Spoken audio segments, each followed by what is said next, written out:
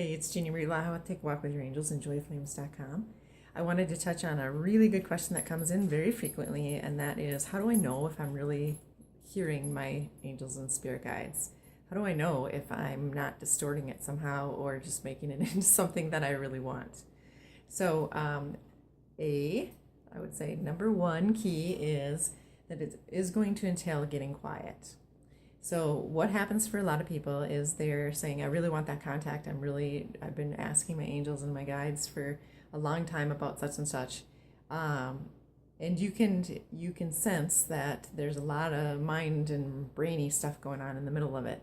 So, and it's easy for us to do because our minds are always going. They don't really ever shut off, even when we sleep. So that would be the number one thing, is to be able to be quiet enough not to be interrupting the messages that are coming in. And how I can give an example is, if you've ever asked a friend about, hey, what do you think about going down to such and such place? We can have a cocktail together.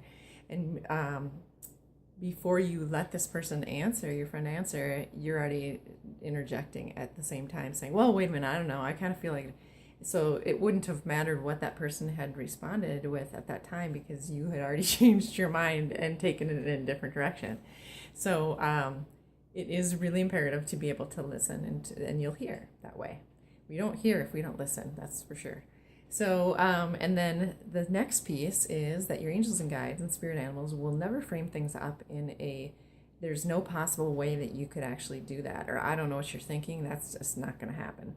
Or you're not enough of this, you're not enough of that. That is all self-talk. That's all the stuff that's going on with messages that you may have absorbed when you were a child, very early on, before you even knew that you were absorbing it and integrating it, or it came in with teachers or well-meaning mentors and caretakers who started infiltrating you with a lot of that lack and limitation belief, including your own divine nature, what you're connected to, how easily you can access those concurrent realms and be in touch with them at all times, 24/7.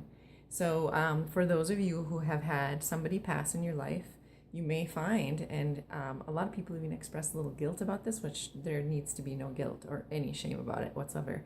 They'll tell me, it's so bizarre, but I am now feeling more connected to my grandfather or my uncle or my cousin or my child than when they were here in form. And I feel so weird saying that. But it is a very fast, speedy connection with your loved ones. It's faster than any phone call you could ever imagine. It's higher speed internet than you could ever imagine. So yes, you can be hearing those messages coming in actually on top of your questions or on top of your concerns or your queries. You can be getting the answer right over your question because it's so fast. It's just so fast. They know your questions before you ask them. So they already have the answers.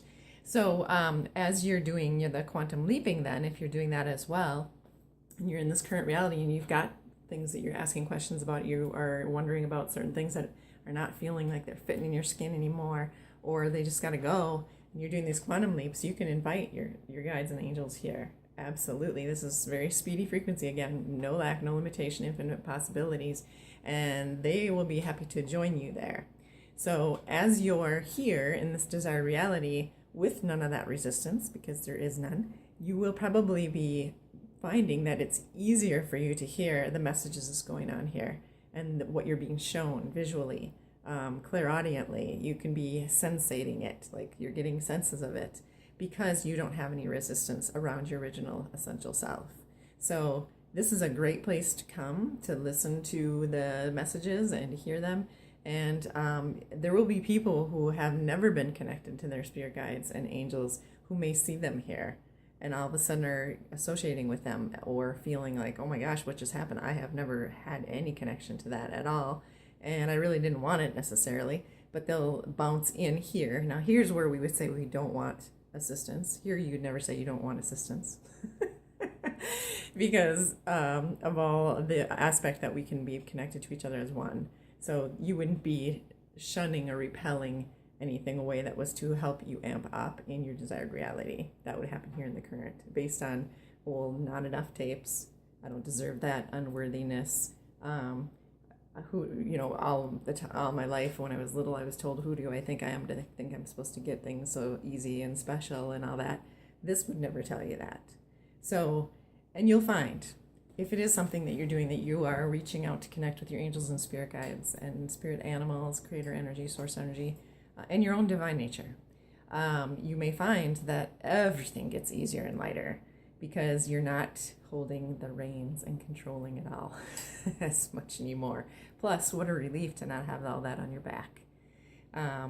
So the messages again are going to be coming in based on how the assistance can happen. And our lives here in form. There's a gentleman on the other side who visits regularly, and one of the things he said right after he passed, he said, please let everyone know that worry is a waste of energy and time in your form on earth. He said it's just a waste. There are always solutions, there are always answers, and he said worry just sucks the life out of people. So it was very good thing to hear. So ask as often if you want, and then ask that you can also be clear about the signs when they're popping in as well, because people get visited sometimes and they're handed these messages and they don't recognize them, or they think, wow, that's weird, and then they discount it. So one of the fastest ways you can keep amping up your own intuitive nature is to allow, and instead of discount or negate. And when you think about this, all the way growing up, when you were small, before we realized that we would be co-creating against ourselves, you were creating for yourself all the time. You were creating for your family all the time. You were creating out in the street. You were creating in your community with your ideas of what your desired reality looked like, and things happened and things manifested. And then at some point along the way, you were probably told, well, you can't do that, or well, you'll never have enough money for that, or well, that's just ridiculous. Here's the thing. Your desired reality is not going to frame up as anybody else's. You get to have your own. And however that is, whatever is that field from those quantum fields that are coming in, including your spirit guides and angels, they're going to look different than other people's. And so enjoy it. Get to know them. Enjoy the hearing your own self coming through them even. A lot of people say, it's like I'm hearing my own voice, so sometimes it's kind of confusing. It's like, no, they're becoming one with you. They'll even look like you in some ways. That's very common to have your spirit guides. All of a sudden you're looking at them going, oh my gosh, they look like me, maybe in a different outfit. Or the walk-ins that happen for people. Those are still assisted spirit guides that are coming in for very specific reasons, and they may look really funny because they came through the quantum fields, arriving here, grabbing whatever they could to put on or wear. And so when they arrive to you to help you for whatever emergency it could be, or a sudden mishap that they're attending to with you because you called, they don't come uninvited. You may be staring at them going, this is the bizarre thing. It's like they got the hair from the 1950s and clothing from the 1930s, and their shoes are like 1975. That's how it works. When the walk-ins arrive in body, like they take form, they don't necessarily, you'll have a feeling, they don't necessarily fit the era all the way. But they're there to assist you, so let them. All right, hope this helps a little bit, and let me know. This is Jeannie with Blaha. Take a walk with your angels, enjoyflames.com. Feel free to subscribe to my YouTube channel. It's free. Or come for a quantum leaping angel walk with me in Colorado. Otherwise, I'm on the phone as well. Thank you. Take care.